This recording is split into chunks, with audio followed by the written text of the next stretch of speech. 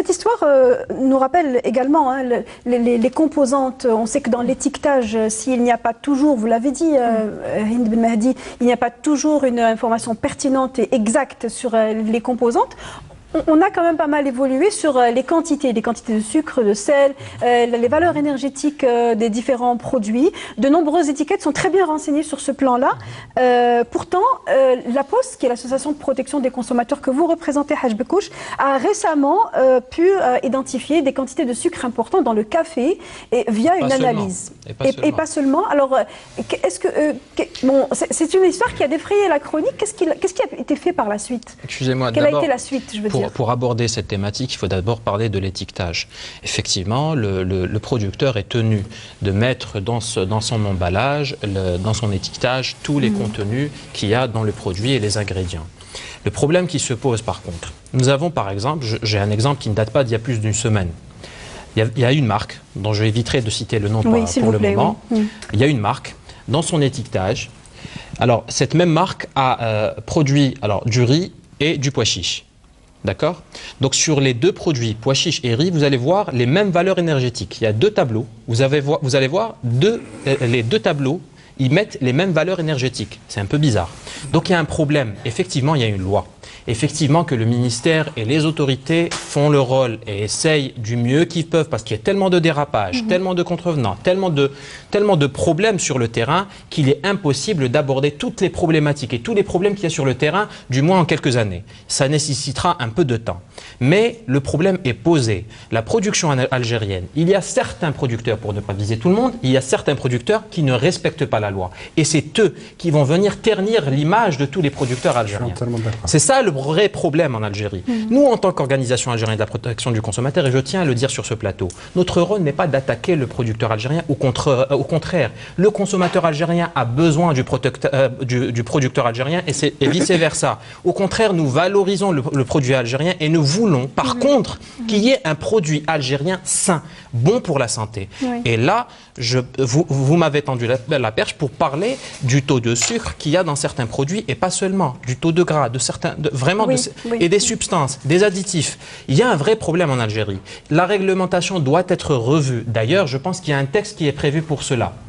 Donc, je partage d'ailleurs la passion pour le droit, la même que pour M. Rollet. Donc, il doit y avoir une révision de ce point de vue-là. Nous avons remarqué qu'il y a par exemple 12% de diabète en Algérie. Et c'est dû à quoi? Au taux de sucre qu'il y a dans certains produits. Et là, je peux parler aussi... Je voudrais reposer quand même la question. La découverte de quantité de sucre dans le café. On sait que chez nous, en Algérie, les paquets de café sont très minimalistes. Effectivement. Alors, il y a un texte. Arabica, Robusta, tant de pourcentage. Non, il n'y a pas tout le reste. C'est pas que le problème de l'Arabica ou du Robusta, ça c'est une question de goût. Par contre, il y a un texte. Il y a un texte relatif au café, à la production du café. L'article 19 de ce texte prévoit dans son dernier alinéa que le taux de sucre permis à ajouter est de 3%. Nous, ce qu'on a fait, et là d'ailleurs, j'interpelle M. Rollet en redisant ce que j'avais dit la dernière fois à la chaîne 3 pour dire que nous avons essayé de faire des analyses sur certaines marques, pas toutes. Et nous avons constaté qu'il y avait un taux de sucre beaucoup plus élevé que ce qui n'est permis dans la loi. Jusqu'à combien? 3%. Nous avons constaté qu'il y avait 14% dans certains produits. C'est ça le vrai problème. Et là, nous nous posons une question. Est-ce que c'est une question de contrôle ou est-ce que c'est une question de texte finalement?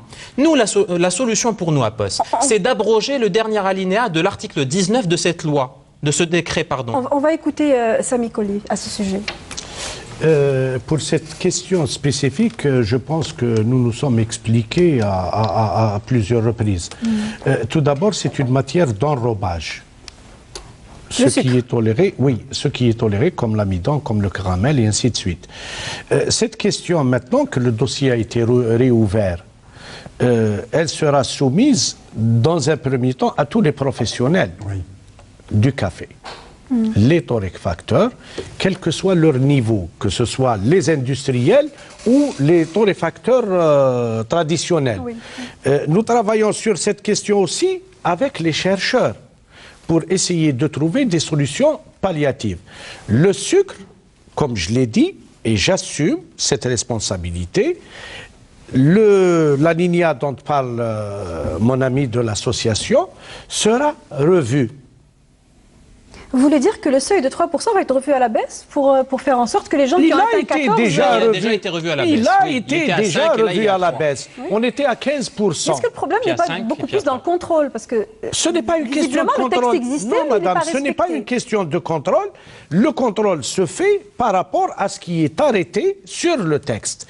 Ce que ne dit pas mon ami de la Poste, c'est que même le ministère du Commerce a fait des opérations de contrôle, il y a des poursuites judiciaires. Nous n'avons pas à dire quelle est la société ou quel est le torréfacteur qui a été estimé en justice, puisque le dossier a été soumis à l'appréciation des juridictions compétentes. Vous faites votre travail discrètement, on va dire, c'est ça? Voilà. Non, c'est l'obligation de réserve.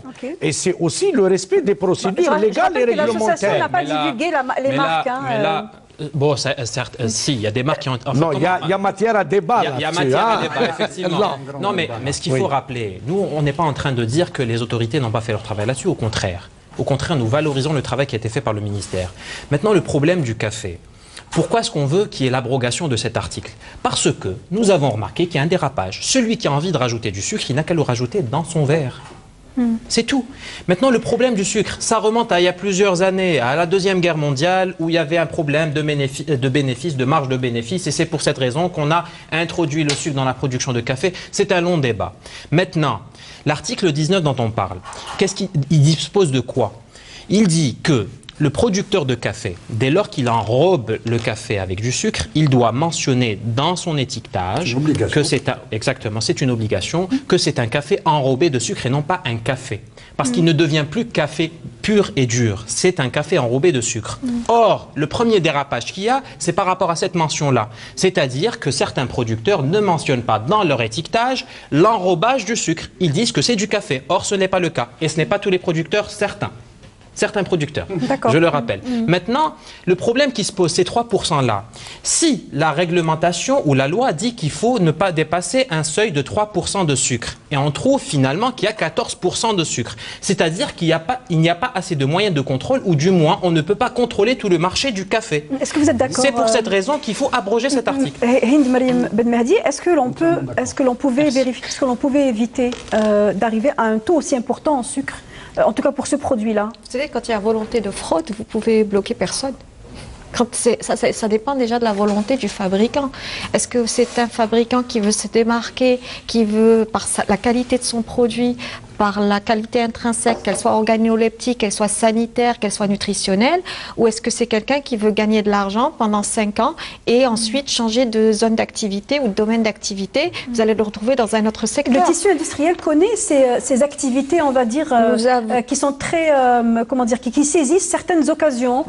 Les boissons ne sont pas en reste d'ailleurs. Il y a certaines marques de boissons qui apparaissent juste pendant une période et qui disparaissent pendant une autre. Ce qu'on appelle des industriels versatiles, spontanés, qui changent de secteur d'activité. Opportunistes, voilà. C'est ça. Si vous permettez, sur le café, moi, je peux dire quelque chose, puisque je suis un enfant, si vous voulez, un fils d'un torréfacteur.